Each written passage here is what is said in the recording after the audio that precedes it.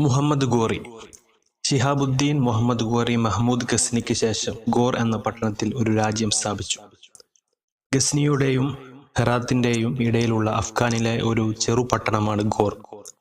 മുഹമ്മദ് ഗോറി ഗസ്നി കീഴടക്കി. ആ രാജ്യം സുരക്ഷിതമാകണമെങ്കിൽ മുൾട്ടാനും പഞ്ചാബും കൂടി അദ്ദേഹത്തിന്റെ അധികാര പരിധിയിൽ കൊണ്ടുവരണം എന്ന് അദ്ദേഹത്തിന് തോന്നി. 1175 മുഹമ്മദ് ഗോറി മുൾട്ടാൻ കീഴടക്കി. ഇന്ത്യയിൽ അന്ന് ഒരു ഏകീകൃത ഭരണകൂടം ഉണ്ടായിരുന്നില്ല. ഉള്ള രാജാക്കന്മാർ തന്നെ പരസ്പരം പോരടിക്കുകയായിരുന്നു.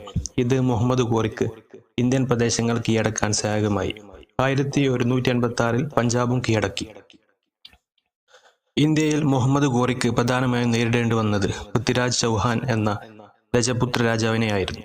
ഒന്നാം ടെറൈൻ യുദ്ധത്തിൽ പൃഥ്വിരാജ് മുഹമ്മദ് ഗോറിയെ തോൽപ്പിച്ചു.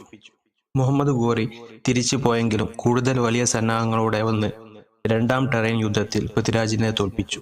മുഹമ്മദ് ഗോറി ഇന്ത്യയിൽ കീഴടക്കിയ സ്ഥലങ്ങൾ ഒരു പ്രവിശ്യയാക്കുകയും തന്റെ അടിമയായ കുതുബുദ്ദീൻ ഐബക്കിനെ അവിടത്തെ ഗവർണറായി നിയമിക്കുകയും ചെയ്തു. കുതുബുദ്ദീൻ ഐബക്കിന്റെ നേതൃത്വത്തിൽ തോമാര വംശത്തിൽ നിന്നും ഡൽഹി കീഴടക്കി.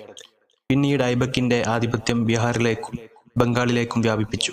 ഈ പ്രദേശങ്ങൾ കീഴടക്കുക മാത്രമല്ല മുഹമ്മദ് ഗോറിയും കുതുബുദ്ദീൻ ഐബക്കും ചെയ്തത്. കീഴടക്കിയ പ്രദേശങ്ങളിൽ വ്യവസ്ഥാപിത ഭരണ സംവിധാനം ഏർപ്പെടുത്തിക്കൊണ്ട് ഭരണം സുസ്ഥിരപ്പെടുത്താനും ശ്രമിച്ചു.